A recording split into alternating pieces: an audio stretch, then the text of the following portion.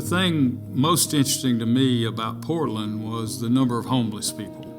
And I know that every area has them, and very likely more than we think about.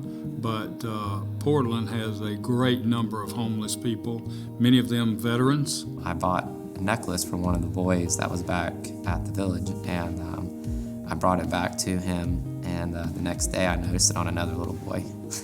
And then the next day it was on another little boy. And they pretty much, if you bring him back something, they're all going to fight each other for it. And it was just something as small as a necklace, and that just, it goes to show they just don't have a lot there, and they cling on to everything they can.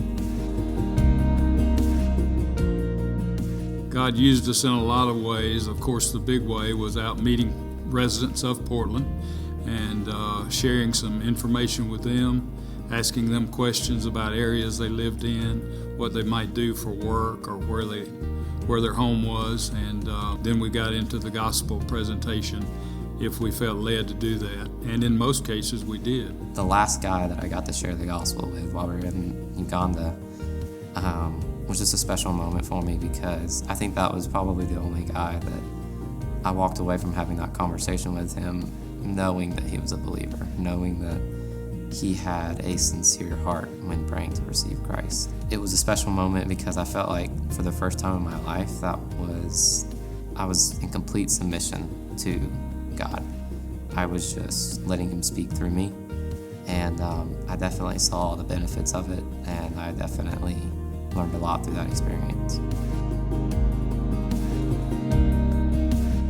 If you've never been on a mission trip and you've been considering it, praying about it, feeling like God is leading you to do that, then the answer should be yes. Maybe you start with a local trip right here in the Gainesville area, maybe something a few miles away to make it easy on the budget and your time away from home. But if God is calling you to go on a mission trip, then begin praying about it and see where he wants you to go, and then look forward to an exciting time. I think if you go once, it's hard to not to want to go on another trip, because you just gain a heart for it if you didn't have one already.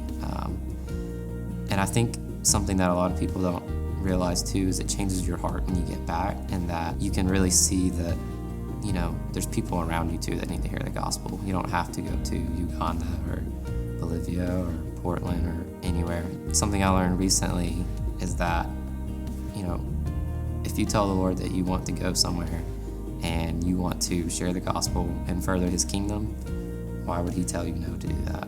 I think that if you are willing to serve the Lord, he will be faithful to you to provide the way.